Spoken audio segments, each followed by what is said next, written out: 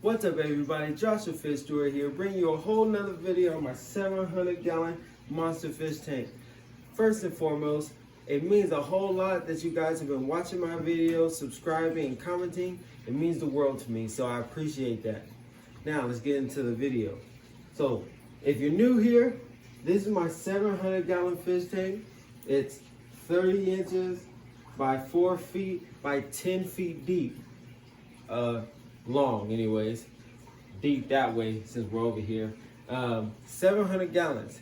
Now, we're gonna be talking about my sump underneath and how I filter this big tank. And one of the comments that I looked and saw the other day, somebody talked about how my water quality is not the best. And in this video, we'll dive into that, we'll dive into my sump, and we'll just talk about why it's not the best and things that I'm gonna do to improve the water quality of this tank. So stay tuned, I think you'll enjoy this video. All right, at first glance, this is what it looks like. It's a 125, so it's 6 feet by 18 inches, I think by 25 inches tall, or whatever it is on the 125 gallon fish tank. I have filter pads in the middle and rocks on the side. Now, I don't have media balls and stuff like that, because basically what all that is for bacteria. So I just put these rocks here so that way they can have the bacteria grow on them. And I believe that I'm gonna put something underneath, whether it be shrimp or plecos or something like that, because I still have plecos that I have at the other house in the fish room that I need a place to put. So I think I'm gonna end up doing that, putting a light and plants and everything. So we're gonna get a little closer and look at how the plumbing works. Now, in the middle, the big pipe is the outtake. So the water's coming out of the big tank, out of here, overflows in the back, fills that up, comes down, and leaves. Oh, it's dark under here. We got our filter sock on the end. And it goes through there, and it goes through the media, and gets pumped back up into the small ones on both sides, and comes out of there and there. Now we have 2 pond filters pumping the water up in between and going on both sides and coming out. So 4 of those has 1 pump, the same on that side. Let's get over here so you can see.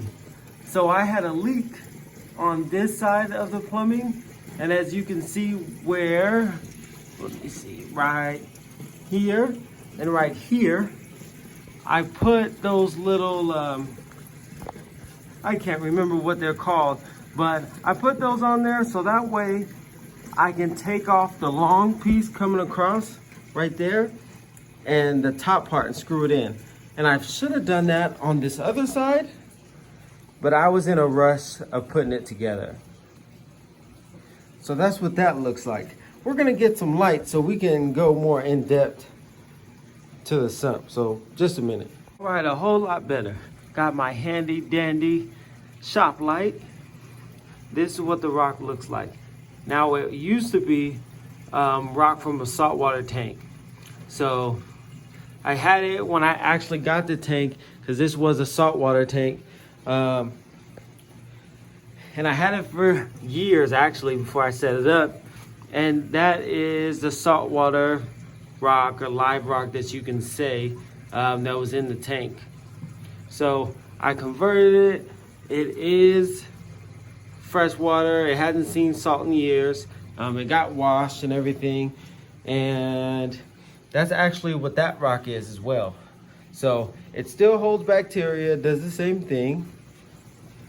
We move into here. Looks like on top.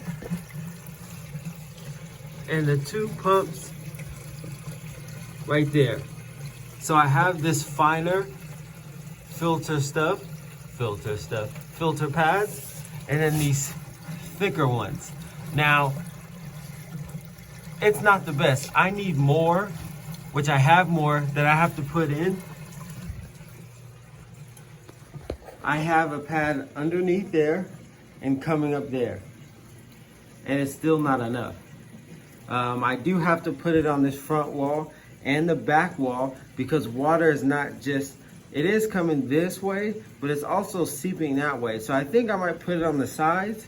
If not, I'm gonna try to scoot the rocks more over. So have it over this way more. So all the bacteria is right there when it comes through, and then try to line them up as much as I can on both sides and on the back and on the bottom. So that way the water gets sucked in like it is. It goes in that way, it comes in that way, and it gets sucked in the middle, and it goes through more of the filter pads.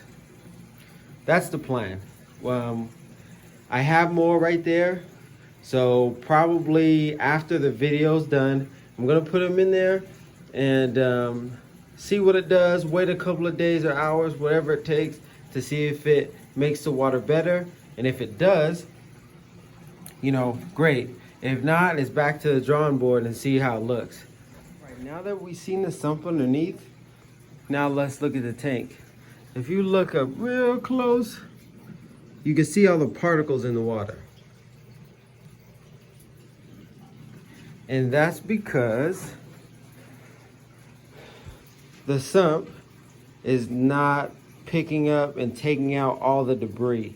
So it's coming down. The filter sock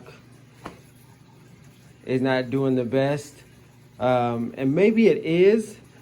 So when it comes there and down in here, maybe the filter sock is picking a lot of it up, but I believe that it's still a lot of stuff in the sump right here. So it's getting through, coming up, and staying in. So that's what I believe is happening. Let me know what you think is happening. And was this video useful? Was it long enough? Was it too long? Let me know what you think. This is the whole tank. I still didn't get the skirt because there's still work to be done. I don't want to put the skirt on and then have to go back and forth and blah, blah, blah.